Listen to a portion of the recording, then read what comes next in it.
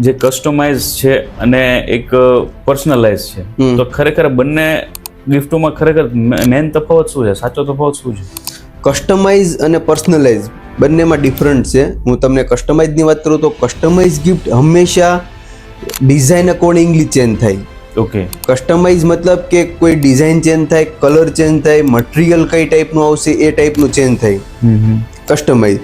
પર્સનલાઇઝની વાત કરું તો પર્સનલાઇઝની અંદર પ્રોડક્ટની અંદર કંપનીનું નામ, લોગો, કંપનીનું પર્સનલ પોતાનું નામ એ અંદર એડ થાય. એટલે વધારે મેટર મતલબ પર્સનલાઇઝ નો ગિફ્ટનો વધારે મહત્વનો ભાગ છે કે પર્સનલાઇઝ એ પ્રેમ અને લાગણી સાથે જોડાયેલી હોય છે. ઓકે. ટૂંકમાં એની અંદર આપણે કોઈ પણ વસ્તુ એડ કરવી તો કરી શકીએ. કોઈ પણ વસ્તુ, ફોટો લગાવવો છે, લોગો, કંપનીનું નામ, જે પણ કાંઈ પ્રિન્ટ કરવું છે તો એ થઈ જશે. એને પર્સનલાઇઝ. કસ્ટમાઇઝની અંદર શું થાય કે ભાઈ ડિઝાઇનના અકોર્ડિંગલી પ્રોડક્ટ ચેન્જ થાય, પ્લસ એની સાઇઝ, મટીરિયલ બધું અલગ અલગ એ રીતે એના રિગાર્ડિંગ જ હોય છે.